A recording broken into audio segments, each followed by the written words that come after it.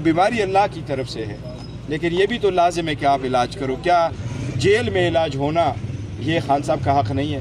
क्या जेल का रूल 795 ये नहीं कहता कि अगर कोई बीमार हो जाए तो उसकी फैमिली को इतला की जाए और उसकी फैमिली को साथ रख कर के आप इलाज करवाएं? आप ये राइट वायलेट करेंगे तो ये मुल्क क्राइसिस में होगा। अगर आपको ऐसे ही पसंद है तो कब तक ऐसे चलाओगे?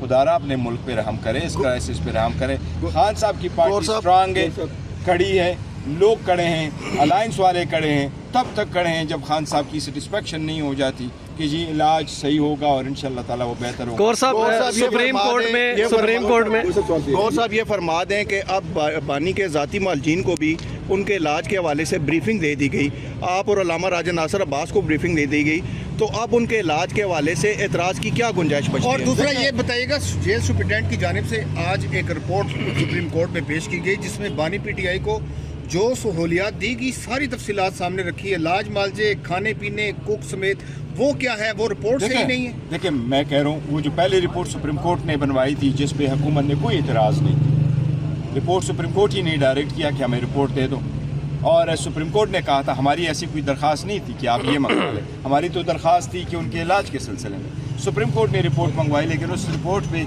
सुप्रीम कोर्ट के हुकूमत की तरफ से कोई ऑब्जेक्शन नहीं आया।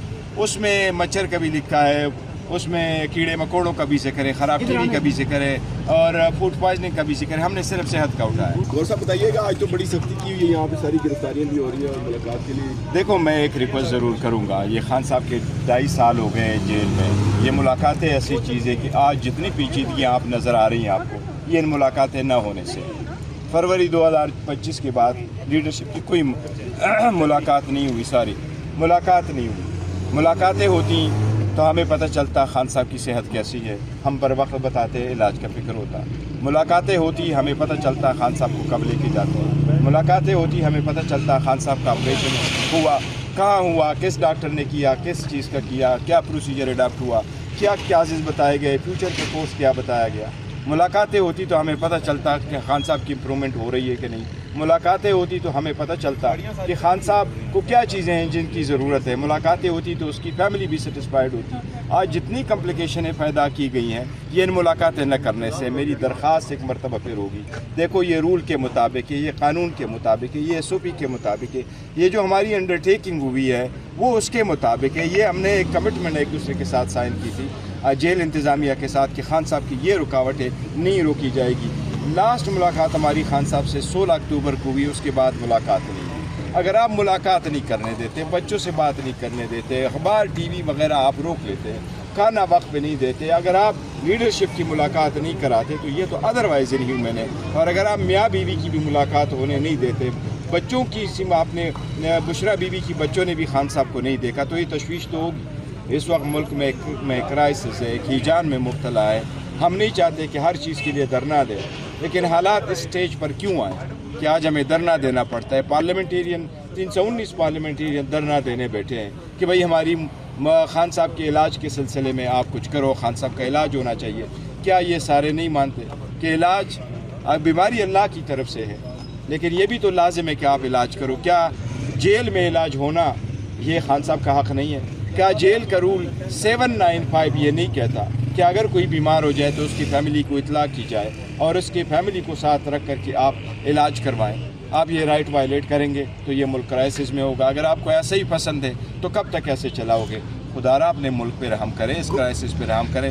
खान साहब की पार्टी स्ट्रांग है, कड़ी है, लोग खड़े हैं, अलायंस वाले खड़े हैं, तब तक खड़े हैं जब खान साहब की सेटिस्फेक्शन नहीं हो जाती कि जी इलाज सही होगा और इंशाल्लाह ताला वो बेहतर होगा। गौर साहब सुप्रीम कोर्ट में गौर साहब ये फरमा दें कि अब बानी के ज़ाती मालजीन को भी उनके इलाज के हवाले से ब्रीफिंग दे दी गई, आप और अल्लामा राजा नासिर अब्बास को ब्रीफिंग दे दी गई, तो अब उनके इलाज के हवाले से एतराज़ की क्या गुंजाइश बचती है? और दूसरा ये बताइएगा, जेल सुप्रिटेंडेंट की जानिब से आज एक रिपोर्ट सुप्रीम कोर्ट में पेश की गई जिसमें बानी पीटीआई को जो सहूलियात दी गई सारी तफसीलात सामने रखी है, इलाज मालजे, खाने पीने, कुक समेत, वो क्या है? वो रिपोर्ट सही नहीं है। देखिए मैं कह रहा हूँ, वो जो पहले रिपोर्ट सुप्रीम कोर्ट ने बनवाई थी जिस पे हुकूमत ने कोई इतराज़ नहीं की, रिपोर्ट सुप्रीम कोर्ट ही नहीं डायरेक्ट किया कि हमें रिपोर्ट दे दो, اور سپریم کورٹ نے کہا تھا ہماری ایسی کوئی درخواست نہیں تھی کہ آپ یہ منگوا لیں، ہماری تو درخواست تھی کہ ان کے علاج کے سلسلے میں سپریم کورٹ نے رپورٹ منگوائی، لیکن اس رپورٹ پہ سپریم کورٹ کے حکومت کی طرف سے کوئی آبجیکشن نہیں آیا۔